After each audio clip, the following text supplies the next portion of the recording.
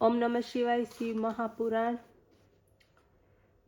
उमा संहिता अध्याय 17 जंबूद्वीप वर्णन। सनत कुमार बोल्या, हे व्यास, હવે હું 7 દ્વીપોનું 7 ભૂમંડળનો વિસ્તાર સંભળાવું છું, જે આપ ધ્યાનપૂર્વક સાંભળો। જંબુ, પ્લક્ષ, શાલ્મલી, કુશ, કૌંચ, શાક અને પુષ્કર જે 7 મહાદ્વીપ છે। એમાં 4 અને 7 સમુદ્રો લહેરાયેલા છે। તે જ અનુક્રમે ખારા પાણીવાળો, શેરડીના રસવાળો, કેસરયુક્ત મધ, ઘી, દૂધ, દહીં તથા મધુર જળથી પૂર્ણ છે, જે જંબુદ્વીપ, પલક્ષ વગેરે 6 દ્વીપોમાં મધ્યમાં છે। એમાં મધ્યમાં સુવર્ણનો સુમેરુ પર્વત છે। આ પર્વત 66 કોચ નીચે ગયો છે, 336 કોચ ઊંચો છે, 12 કોષ શિખરોનો વિસ્તાર છે અને નીચે મૂળમાં 66,000 કોષનો વિસ્તાર છે। એની દક્ષિણની બાજુએ નિષદ, હિમાચલ, હેમકૂટ નામના 3 પર્વત છે। આ બધા જ પર્વતો 40,000 કોષના વિસ્તારમાં છે। 40,000 કોષના વિસ્તારવાળો ભારત વર્ષ છે।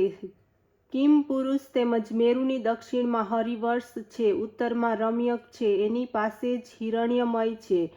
પેલી બાજુએ ભારતની સમાન કુરવ દેશ છે। આ બધા જ પ્રમાણ 9,000 યોજન છે। એના મધ્યમાં મેરુ પર્વત 9,000 યોજન અર્થાત 36,000 કોચ ઊંચો છે। એના પૂર્વમાં મંદાર, દક્ષિણમાં ગંધમાદન, પશ્ચિમમાં વિપુલ અને ઉત્તરમાં સુપ્રાશ્વ। આ 4 પર્વત શિખરોની જેમ ઈલાવૃતની સાથે મેરુ પર્વતથી મળેલા છે। એના ઉપર કદંબ, જાંબુ, પીપળો, વડના ઝાડ આવેલા છે। પર્વતની ધજાના સમાન આ વૃક્ષો 1100 યોજન અર્થાત 4,400 કોષના વિસ્તારમાં છે। જંબુદ્વીપમાં જાંબુના વૃક્ષ ઉપરથી હાથીના જેવા ફળ પડે છે।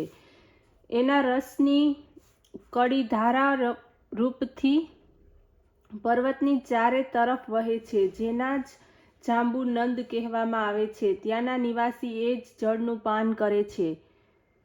મેરુની પૂર્વમાં ભદ્રાક્ષ, પશ્ચિમમાં કેતુમાલ દેશ છે। આ બંનેની વચ્ચે ઈલાવૃત દેશ છે। પૂર્વમાં ચૈત્રરથ વન છે, દક્ષિણમાં ગંધમાદન વન છે, પશ્ચિમમાં વિભ્રાજ વન છે, ઉત્તરમાં નંદન વન છે। અરુણોદ, મહાભદ્ર, શીતોદ તેમજ માનસ આ 4 સરોવર છે।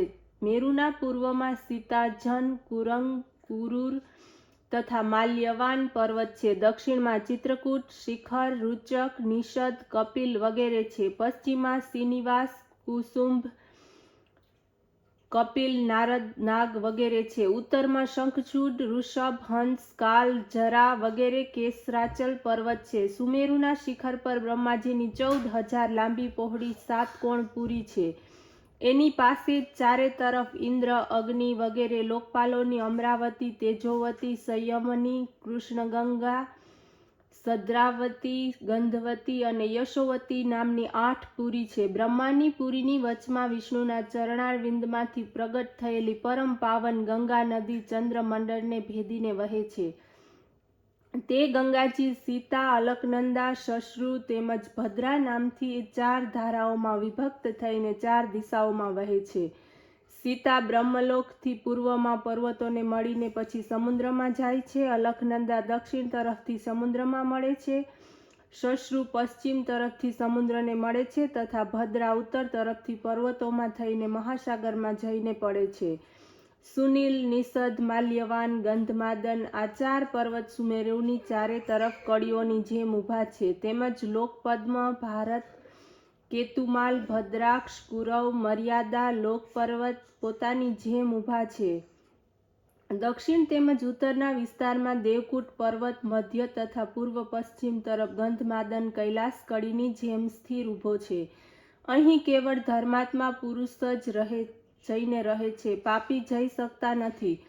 કિમ પુરુષ વગેરે 8 દેશોમાં નિવાસ કરનાર સર્વ પુરુષોને રોગ, શોક, વ્યાકુળતા, ભૂખ વગેરે કંઈ પણ વ્યાકુળ કરી શકતા નથી।